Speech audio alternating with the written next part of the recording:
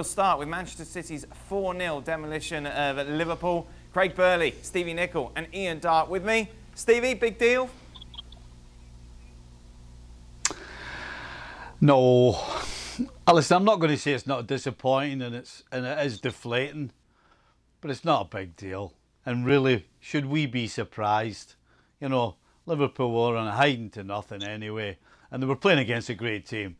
And they just got outplayed. But you know what? After the next game when they won, it'll all be forgotten. Craig, I saw you on Twitter talking about how this has taken the shine off slightly the title. Yeah. I was trying to encourage those idiots that were suggesting that to sort of go away and hide under a rock. Look, Liverpool for 15, 20 minutes were the Liverpool that we've come to admire. But then I just think they got to a stage they thought, do you know what, subconsciously, it doesn't really matter. And in the big scheme of things, it doesn't for them. And in some sense, from a professional standpoint, as Stevie mentioned, you don't ever want to have that happen as a player. But when you've got the league wrapped up as early as you have, then subconsciously, and listen, they've been having the beers. Let's not kid ourselves. They've been celebrating in some way during this sort of lockdown, social distancing. They've still managed to enjoy this. And so the preparation has been affected as well. On top of that, you know, we know City are a great side. We know where City's problems are, Dan. The City's problems have been the catastrophic mistakes they've made defensively. They can open up any team in Europe. Never mind a team that for 7 days has been celebrating winning the league. You agree, Ian? Yeah, absolutely. There was a guard of honour formed by the Manchester City players for Liverpool, and quite rightly too. But that was all they were going to give them tonight. I think they wanted to just make a little point to Liverpool, but it is only a little point. And my reflection watching that was it felt unreal. It felt like a friendly. It didn't have the intensity, really, of a Manchester City-Liverpool game as we understand it.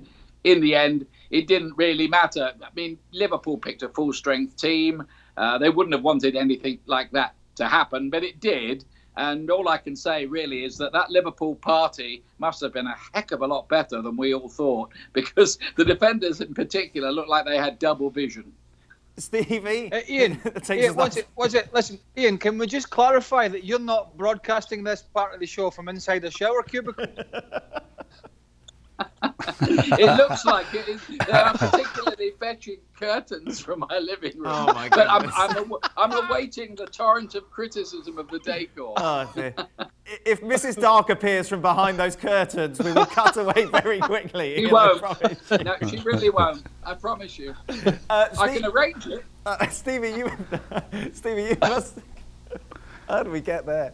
Stevie, you must have been in a situation before where you've won the title and having to kind of go through the motions. It must be weird. Yeah, the one that comes to mind was way back, 82-83. Liverpool had wrapped the title up with like 4 games to go. And of course, I've just joined the team and I'm trying to get in it, so I'm all on edge and I'm concentrated. And this same team that completely dominated that year finished the season with like 3 defeats or 2 defeats and 2 draws, and didn't score any goals, and just was a shell of what had been previously. And these were experienced international players who'd been through the ringer, who knew what it was all about. And it didn't really matter that much. There was no edge. There was no edge with the coaching staff, and so, particularly me, I shouldn't have been surprised. It didn't really matter in the end, but I'm intrigued to get your thoughts on the penalty, Stevie. Did you think it was the right decision? Listen, I can see why the referee gave it, because Gomez's arm was across the front and had a hold of Sterling, no question. The problem I have is that in the same tussle they were having, Sterling had half of Gomez's shirt in his left hand holding him off. So that's the only thing that annoys me. I can see why it was given. I didn't like the little dive either, by the way. I don't see how you can dive when somebody's holding on to your belly button. But I can see why it was given. And as I said previously, the truth is the title's wrapped up. So why get bent out of shape about it? So I didn't. Oh, I'm pleased about that, Steve. I think just about Stevie thought it was a penalty. Craig, you agree? Yeah, I think it was because of the poor position Gomez got himself in, then the continuation of the arm across the body. He did then theatrically go down, but I think the referee was just about to award the decision anyway at that point. So it was just another one of the poor decisions that many of the Liverpool players made that they haven't really been making all season, and I think that about sums it up. You know, we saw Andy Robertson charging about and making decisions he hasn't made all year. We saw Mane, a couple of times, clearly through with an opportunity, and he never even controlled the ball. He never even got a touch on one of them. So these kind of things are unheard of. On top of that, we should remember that Man City have a hell of a lot to play for still this season. They're playing for the places in the team. They are the favourites to win the Champions League. And so when you go there kind of half-baked and half-hearted, don't be surprised if they give you a bit of a thumping. I don't really know what else to say about this game, Ian. You got anything? Phil Foden, obviously good.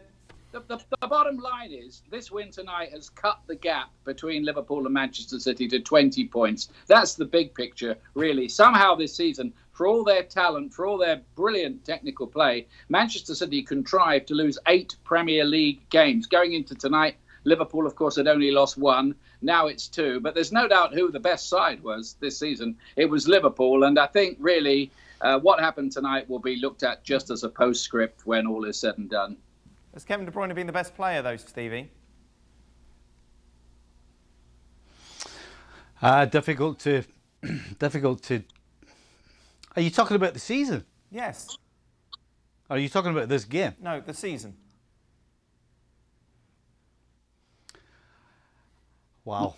Listen, I think he's up there in a group of Van Dijk, Mane, and Henderson. I think he's in a group with them. But I don't think he did enough. I think he's just going to get pipped by one of the other three because of how great they all were and how great the team was. I think as you know, De Bruyne had some injury problems towards the start of the season. I think it's hard to look past a Liverpool player when you're looking at it. And I think somebody who's made the biggest difference for me at key times has been Sadio Mane.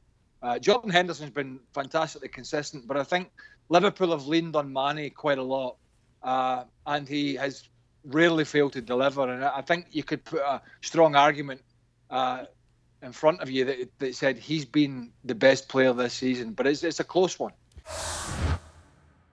Thanks so much for watching ESPN on YouTube. And for more sports highlights and analysis, be sure to download the ESPN app. And for premium content and live streaming, subscribe to ESPN Plus.